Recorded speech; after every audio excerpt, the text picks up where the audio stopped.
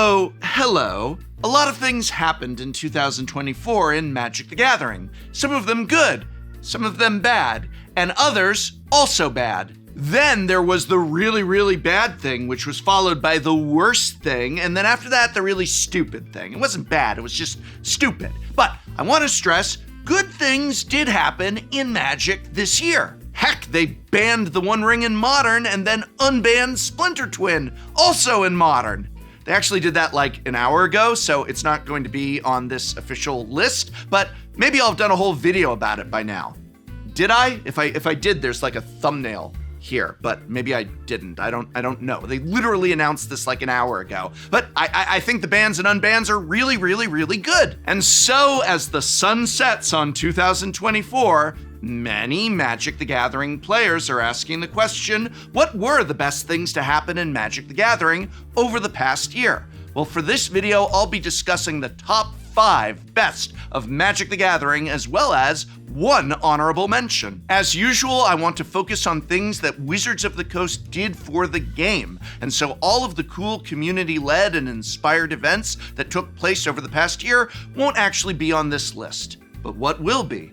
Let's dive right into the good, shall we? But first, did you know coding is one of the most useful skills in today's job market, but it's also a skill that feels daunting for many people to learn? But it doesn't have to be. You can actually learn to code very easily and have fun while doing it, all with Boot.dev, sponsor of today's video. Boot.dev is brilliant. It's an online coding boot camp designed to feel like you're playing a captivating role-playing game. You'll learn back-end web development from start to finish in both the Python and Go programming languages. What's great about Boot.dev is it turns learning how to code into playing a game. You know all the Magic the Gathering rules, you have every Pokemon memorized. Why can't you do that with Python and Go programming languages? Well, with Boot.dev you can, because it turns that information into, well, a game. Best of all, Boot.dev will get you building real projects in real time, granting you experience and achievements both in the game and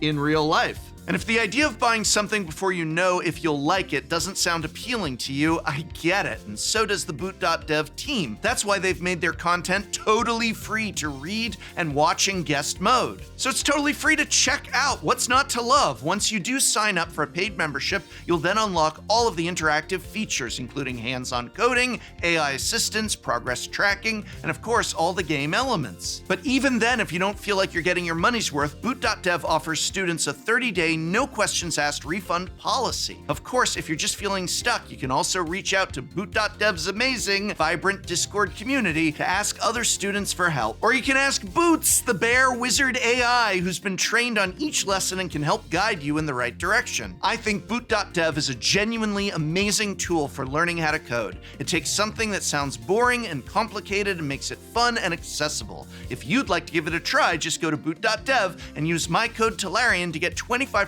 off of your first payment, which if you choose the annual plan is an entire year. What a deal, and thank you Boot.dev for sponsoring this video. Before we begin our countdown, there is an honorable mention that I want to highlight. While this isn't my worst of video, I want to acknowledge that this has been a year full of some really sad and disappointing toxicity surrounding the Commander format and community. But there was something really beautiful and touching that happened with the format too, and it came from Wizards of the Coast. I'm speaking of Sheldon's Spellbook Secret Lair. Sheldon's Spellbook was a collection of awesome Commander cards that raised over $2 million for the American Cancer Society, all while honoring the godfather of the Commander format and a dear friend to me and so many other people in the community, Sheldon Menery. Sheldon's contributions to Magic and to the community as a whole cannot be overstated. He was, in effect, the reason Commander became Magic's most popular format through his stewardship of the format, as well as his love of the game of Magic the Gathering, which itself transcended Commander. Sheldon gave so much to this game and its community. In addition to popularizing and maintaining the Commander format, he also served as a level 5 judge for many years, wrote countless articles to teach and guide Magic players of all levels, collaborated with Wizards research and design to even help create cards such as Ink Shield, which appeared in his secret lair, and of course provided seasoned and level-headed leadership to the Commander Rules Committee, which made crucial decisions about the long-time community-led format on behalf of the community as a whole. Sheldon poured decades of his life into the game. While we may not have always agreed on every one of his decisions, without a doubt your favorite Commander deck wouldn't even exist without him, and certainly there'd be no vibrant community with which to play it. For that, as we have said and will continue to say, thank you, Sheldon. In the last year of his life, Sheldon helped pick out a collection of cards that would go on to become the Sheldon Spellbook Secret Lair. Cards he designed, such as Inkshield, as well as his signature commander, Ruhan the Fomori, and format staples like Teferi's Protection and Soul Ring, Eladamri's Vineyard, Command Tower, Greater Good in Italian, all with art inspired by descriptions he collaborated on. And it was a great secret lair value-wise, a gift to the players of fantastic commander cards of value and function offered at a reasonable price, and all while raising money for a worthwhile charity while honoring the memory of Sheldon. And in the end, they raised over $2 million, a fantastic act indeed.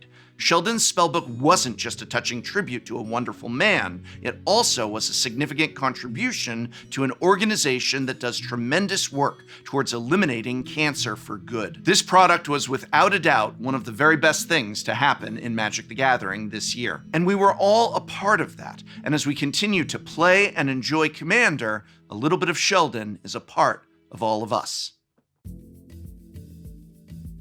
Let's move on to the list proper. Coming in at number 5, 2024 gave us a significant development for the long-term health of Magic the Gathering, a reinvestment in Standard, including the return of Grand Prix. Well, maybe not the return of Grand Prix, but they're basically Grand Prix. These new events are called Magic Spotlight Series, but they are in effect Grand Prix, large open enrollment tournaments featuring a $50,000 prize pool and Pro Tour invites awarded to the top 8 finishers. And like the Grand Prix of old, these are indeed open to all to come play in. No precursors or pre-qualifiers needed. Show up and shoot your shot in a large competitive Magic event. For virtually Magic the Gathering's entire existence, the Standard format has been integral to the continuing influx of new players to the game. Standard once was the gateway format, alongside Draft, for the majority of Magic players, and it even held relevance and importance for those who enjoyed other formats. And of course, Standard was a vital part of competitive play.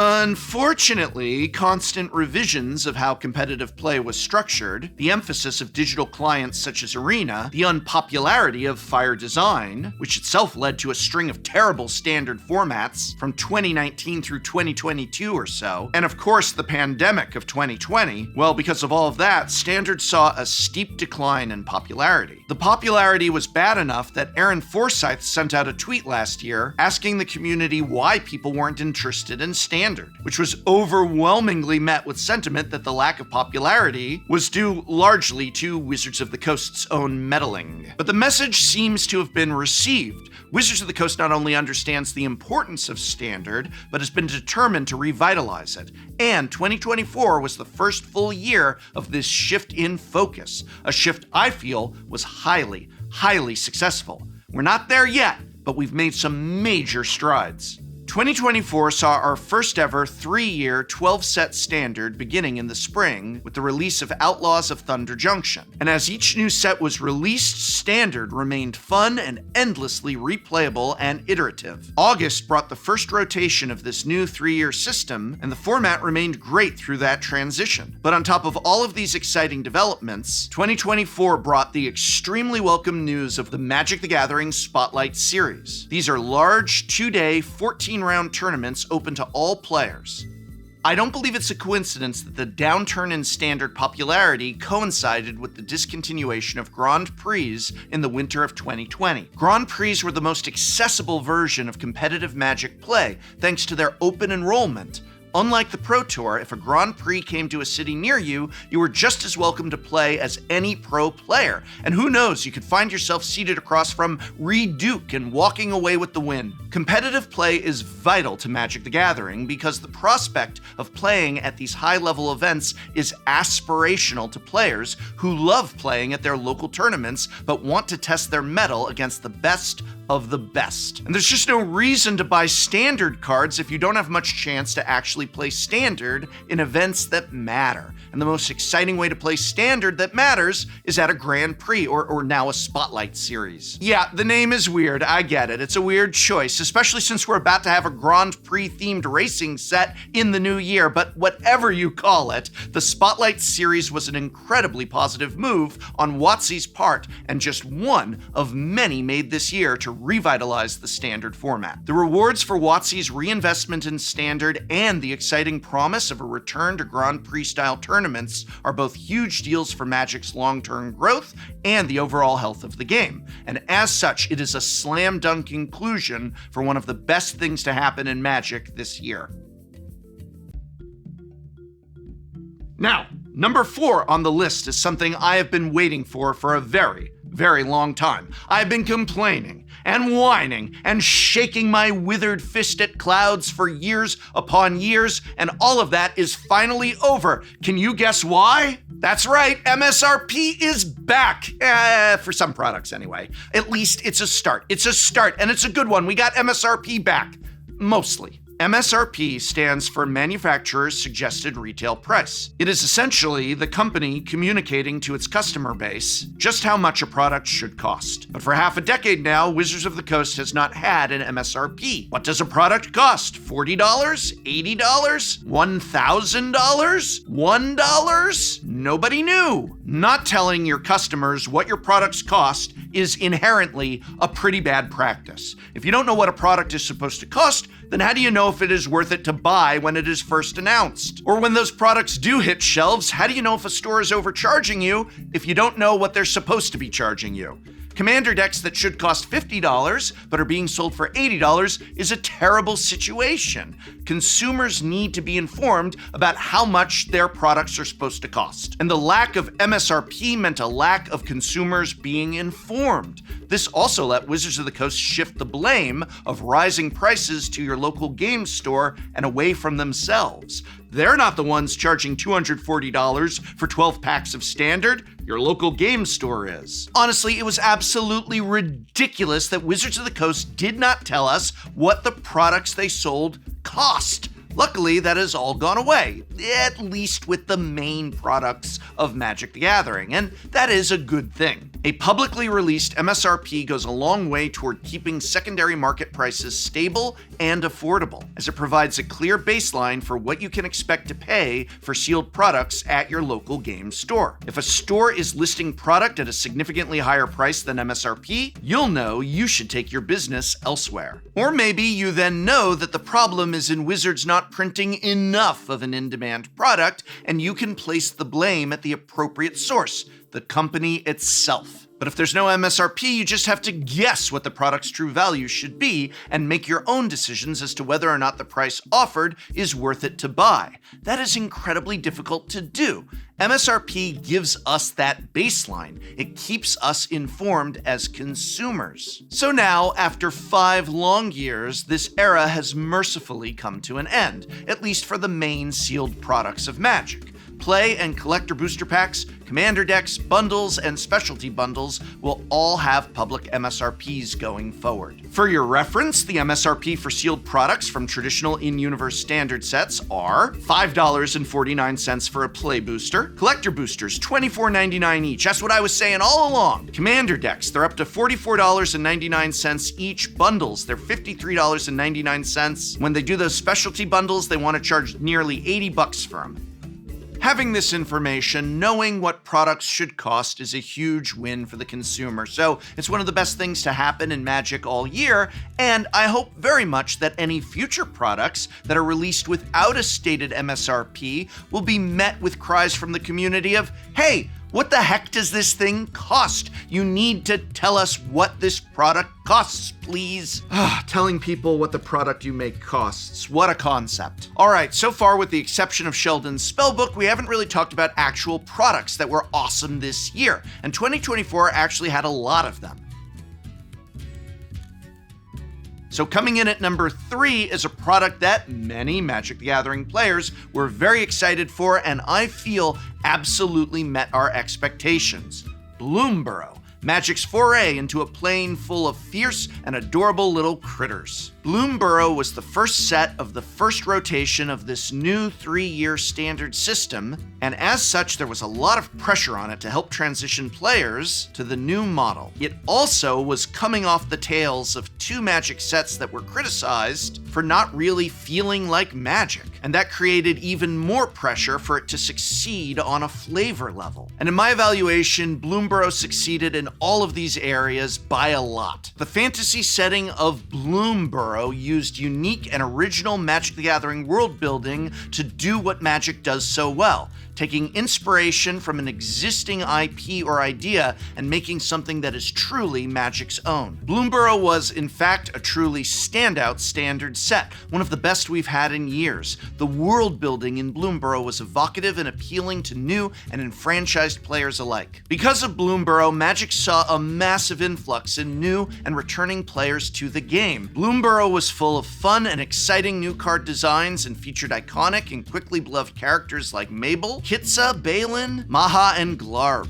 Plus this little friend. Look at this little guy. How can you not love this little guy? Bloomburrow was everything you could want out of a new standard set. Cards like Caretaker's Talent, Fountainport, Lumra, Bellow of the Woods, Igra, Eater of All, and Valley Floodcaller have each formed the backbone of different decks in either Standard or Pioneer. Three Trees City is a huge deal for decks in Commander. Mockingbird sees modern play. There are just so many great cards in this set, and not a single one is so powerful that we need to ban it from any format. So it's not just a flavor win. Bloomburrow, in terms of card design, is a truly impressive accomplishment by Wizards R&D. Honestly, the only bad thing about Bloomburrow is that we only got to spend a single set on this delightful little plane. Many Magic the Gathering players expressed that they would have loved a whole block on Bloomburrow, or at the very least, we could have spent 2 sets there. Why not 2 sets on Bloomburrow? While it is a shame that we spent such a brief time on Bloomburrow, out of the many, many products of 2024, Bloomburrow was hands down one of the best. Alright, we're on to my picks for the top 2 best things to happen in Magic for 2024. Can you guess what my last 2 picks could be? Well, number 2 is actually the second installment of one of my favorite products ever, Mystery Boosters. Mystery Booster 2 was a surprise reveal at Gen Con this year during Gavin Verhey's AMA panel. The set had everything I loved about the first Mystery Booster, including a curated Chaos Draft style collection of sweet reprints and a slot for ridiculous and boundary-pushing playtest cards. Mystery Booster 2 even featured reprints of multi-format staples in white border and the iconic Future Sight frame. Future Sight Gix, Yawgmoth Praetor, Thassa's Oracle, just look at that. And hey, there's Sol Ring. These cards are gorgeous, and their reveal was a complete surprise. White Border Ponder, Karn the Great Creator, and Whiteout, the last of which had its art box completely whited out. Not to mention digital-only cards like Toralf's Disciple and Oracle of the Alpha got their first ever official paper printings for use in cubes and other casual formats. Mystery Booster 2 also featured playtest cards like Indicate and Jundum Out, references to the history and canon of Magic the Gathering. While cards like Wrath of Leknif and Wise Drafter's Will are the cards that Magic Legends John Finkel and Kai Buddha respectively submitted to Wizards R&D as suggestions for their World Championship cards. This is embracing the long history and rich depth of Magic the Gathering. All in all, Mystery Booster 2 did what Mystery Booster sets have come to do so well: push the boundaries on what's possible in a Magic the Gathering set while still honoring the long history of what has made Magic so Magic. Players who have gotten to draft the set so far at Magic Cons report a phenomenal Chaos Draft environment, with so many wild and memorable plays and interactions. And though it's a shame, an absolute shame, that as of now you can't just buy packs of Mystery Booster 2 in stores to draft with your friends, you could at least pick up Mystery Booster 2 directly from Wizards of the Coast by buying the Vegas 2024 Festival in a Box, which came with a full booster box of Mystery Booster 2, along with some other accoutrements. And while that's not the ideal way to get a hold of Mystery Booster 2, at least the damn thing didn't sell out within minutes. It was available for a reasonable amount of time. And I do still hold out hope that, like Mystery Booster 1, Mystery Booster 2 will eventually see a retail release. Hey, who knows? Maybe the retail release of Mystery Booster 2 will be a top item on my best of 2025 list. But regardless, I adore Mystery Booster 2. I almost put it at number 1 on my list if it wasn't for a very recent product that blows every other release this year completely out of the water. I'm betting you know what product I'm talking about. It's Murders at Karlov Manor, the best thing to come out in Magic the Gathering this year. No, it f***ing isn't. Can you imagine Murders at Karlov Manor?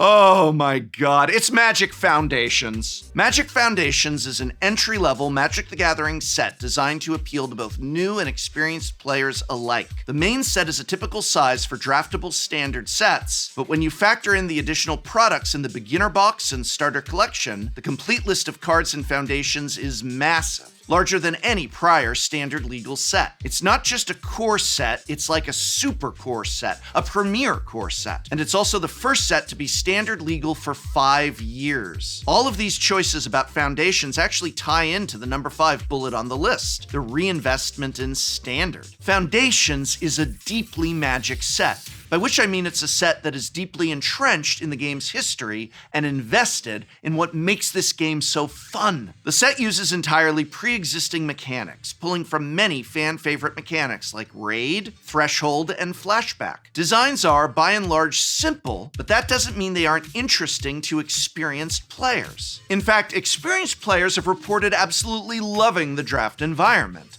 Though the gameplay is straightforward enough to be accessible to new players, it's also deep enough that experienced players can leverage their knowledge for greater reward. The format is largely defined by its powerful uncommons and some key powerful commons. There are, of course, some bombs at the rare and mythic slots, but not so many that the average game of Foundations Limited feels overshadowed by their power level. By and large, good decks are good because you picked up a few key uncommons and fleshed out the rest of your deck to support those cards. Mischievous Mystic, Vampire Gourmand, Heroic Reinforcements. These are the kinds of cards that form the backbone of your decks, not whatever powerful bomb you were lucky enough to open. The overwhelming consensus is that the set feels like a Magic set of old. It's the kind of set many of us remember fondly from our first foray into the game. In an era of universes beyond and Magic characters in cowboy hats, Magic Foundations is trying to capture that which made us fall in love with Magic to begin with.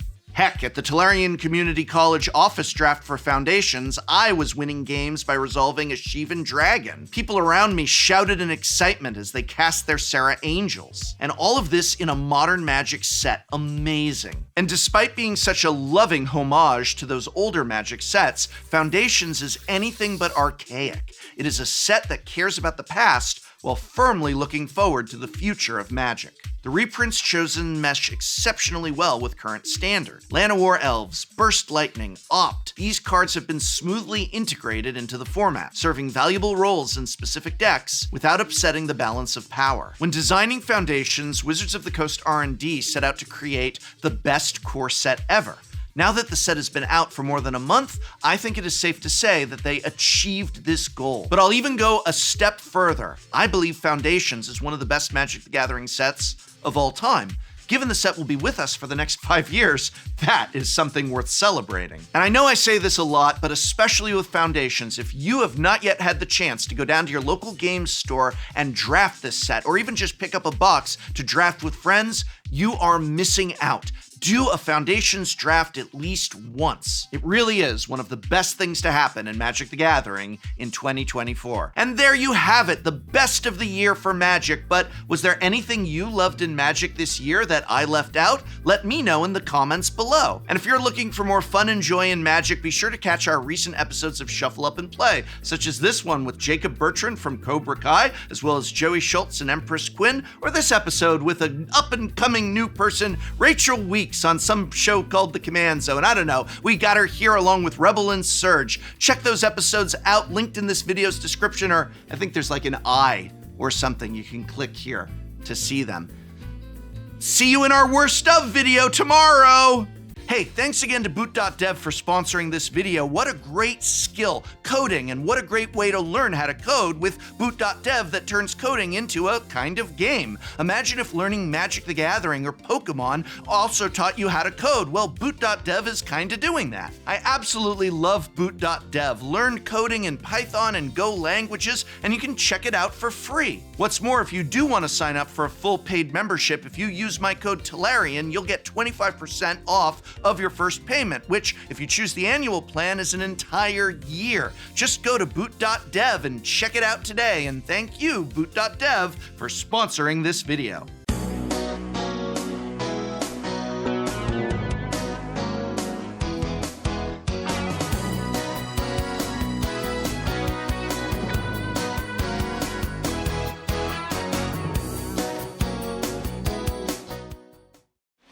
Next time on Shuffle Up and Play. Today, I have a surprise for our guests. You've heard of Oathbreaker, right? Yes. Don't worry, we're not playing Oathbreaker. But Thank God. we have in the command zone Booster a booster tuner. Sweet. This card's busted, bro. What? There are so many good packs in here. I really want to open the phone.